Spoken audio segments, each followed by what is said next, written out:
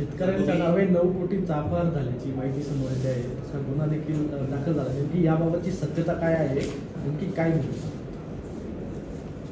मला याचंच आश्चर्य वाटलं की हे सगळ्या प्रकारामध्ये वस्तुस्थिती न जाणून घेता जे काही बातम्या प्रसारित होत आहेत त्याचा एक म्हणजे मला तो वास्तव समजून घेण्याची गरज आहे. तर हे प्रकरण आता नाही आहे.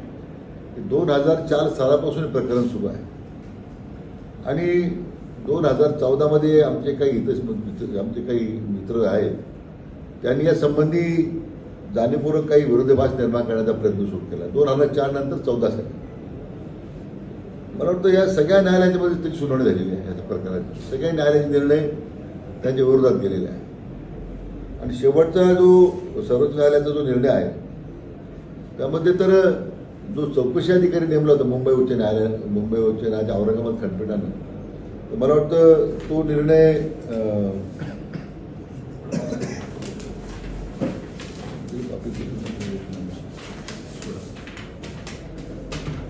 2019ला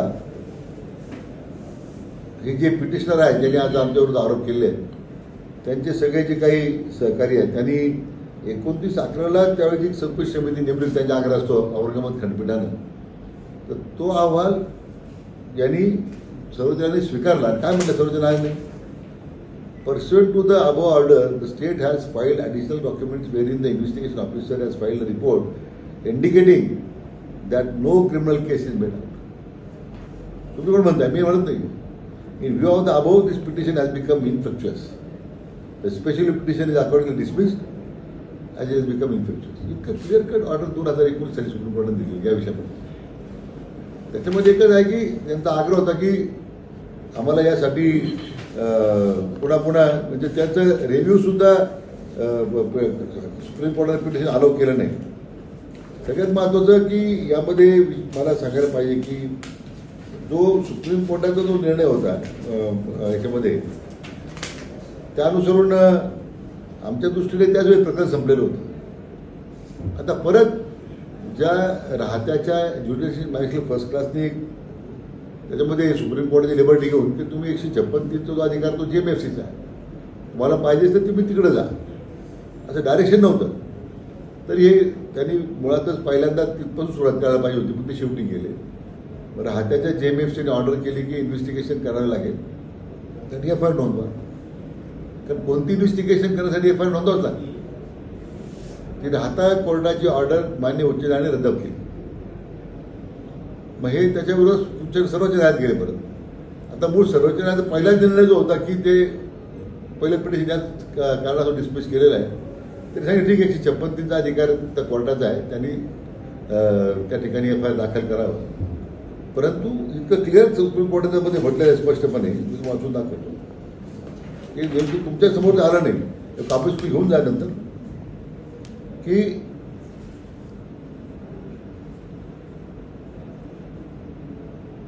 however, we made it clear that we are not inclined to say anything on the merits of the case, as it for the concerned investigators to conduct a fair and proper investigation. असं म्हटलं त्यांनी. पुढे काय म्हटलं त्यांनी? शेवटी we make it clear that no courageous steps shall be taken against both the accused persons and the proposed accused person. Supreme court convince आहे सगळ्या गोष्टीला. पण आता 156(3)चा मुद्दा होता म्हणून त्यांनी अदर सुप्रीम कन्व्हिन्स असतं त्यांनी थेट गुन्हा दाखल करायला सांगितलं असतं. FIR दाखल करणं म्हणजे काय, त्याच्यामध्ये आता कुठे अँटिसिपेटरी बेल घ्यायचा नाही आहे, अटकपूर्व जामीन घ्यायचा नाही आहे. इन्व्हेस्टिगेशन एजन्सी जी टेक्निकल इश्यू आहे की इन्व्हेस्टिगेशन FIR केलं होऊन त्यामध्ये FIR दाखल केलेला आहे. असं आहे की यापूर्वी हे सगळं त्या वेळच्या वेळी निवडणूक आली की आमची मंडळी तयार होतं वातावरण तयार करायला. कारण यांना निवडणुकीत यश कधी मिळालं नाही, त्यामुळे निवडणूक आल्या माझी कारखान्याची निवडणूक आली असं वातावरण तयार करायचं, माझी विधानसभेची निवडणूक आली कसं काहीतरी पिटिशन दाखल करायचं. त्याचा तो एक प्रकारचा धंदा झालेला आहे. खरं म्हणजे माध्यमांनी जे काही लिहिलंय ते दाखवले विखे पाडणार दणका आणि अडचणी वाढणार. आता आम्हाला काय कोणाचा दणका असण्याचं कारण नाही, आमच्या अनेक लोकांना दणके बसलेले आहे आणि त्याच्या मला वाटतं त्या वैफल्यापुढे सगळं चालू आहे. याच्यापेक्षा वेगळं काही नाही आहे. आम्ही ना कुठं अडचणीच आहे ना आम्हाला कुठे चिंता करण्याचं कारण आहे. जिथं मान्य सर्वोच्च न्यायालयानेच क्लीन चिट दिलेली आहे. आणि त्याच्यामध्ये ठीक आहे, इन्क्वायरी परत होईल. जे काही इन्क्वायरीमध्ये समोर येईल त्याला मी सामोरे जातो. त्या आज नाही सुरू आहे, 2014 पासून जर तुम्ही पाहिलं रोज काही ना काही पिटिशन आहे.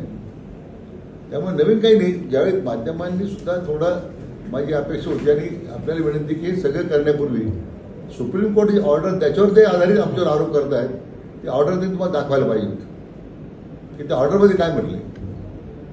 जर आम्ही काही गुन्हा केला असता तर सुप्रीम कोर्ट कधीच म्हटलं नसतं की no coercive action should be taken. त्याचा अर्थ काय? 19चा रिपोर्ट याच मुद्द्यावर सुप्रीम कोर्टाने हा क्रिमिनल ऑफिस होत नाही म्हणून रिपोर्ट स्वीकारले इन्व्हेस्टिगेशन ऑफिसर. मला वाटतं की आपण सगळ्यांनी ते सगळे सुज्ञ लोक आहात आणि त्यामुळे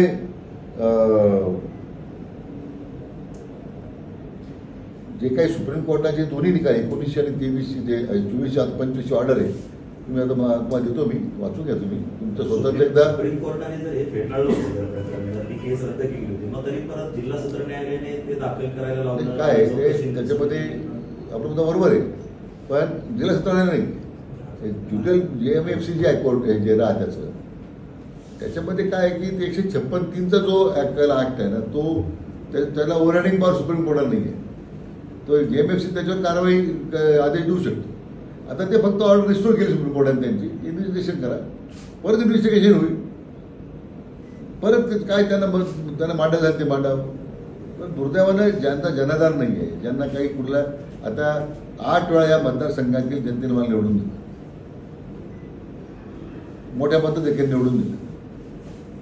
आता ह्या अशा लोकांनी किती आरोप केले, काही जनतेचा काय यानं जनतेचा विश्वास संपादन नाही करता आले लोकांना, आरोप करणाऱ्यांना. आता कारखान्याचे सभासद म्हणजे मूळ ज्या विषयावर आरोप करतात त्यासाठी ते लाभार्थी नाही, त्यांचा उसळही नाही कारखान्यात,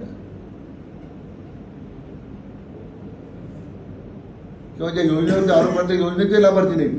फक्त राजकीय दृष्ट्या मला वाटतं त्यांचे बोलवते धनी वेगळेच आहे.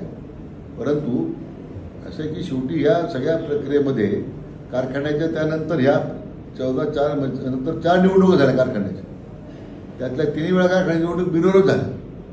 मग एवढे वेळ कारखान्याच्या सभासदांविषयी यांना आस्था वाटत होती, लोकांनी जाऊन जनते दरबार नाही मागायचं ना की हा फ्रॉड झाला, चुकीचं घडलंय, वाईट घडलं. कारण त्यांना माहिती आहे जनता त्यांना दारात उभं करत नाही, लोकांना त्यांच्यावर विश्वास नाही, निवडणूक लढवायचं नाही, आपल्याला राहिलेली पद ती घालून बसावं लागेल ही भीती आहे. आणि मग आमच्यावर असे बेदल आरोप करायचे, चिखलफेक करायची, सार्वजनिक जीवनामध्ये आम्ही काम करतोय. मला काही त्याचं ठीक आहे, प्रत्येकाला अधिकार आहे राजकीय आरोप करण्याचा. वास्तव फक्त तुमच्यासमोर मांडण्याचा मी प्रयत्न केलेला आहे, तो तुमच्या समोर आहे, त्याच्यावर आता तुम्ही निर्णय करायचा आहे. तुम्ही म्हणला की त्यांचं बोलवतात कसं जेवण पुष्कळ झालं पण सर, ही रक्कम जी होती ही आपण राज्य सरकारला परत केली होती आणि तीच चौकशी सातत्यानं सुरू आहे. मला वाटतं अगोदर तुम्ही वास्तू जे चाललंय ना ते समजून घ्या. रिपोर्टमध्ये तेच आहे की मुळातच रक्कम कारखान्याकडे कधीच आली नाही. म्हणजे लोकांना असं वाटतं कारखान्यात आली, त्याचा वापर झाला की त्या राष्ट्रीयकृत बँकेकडे रक्कम जमा झाली. त्याच राष्ट्रीयकृत बँकेने परत बेसल डोसचा मुद्दा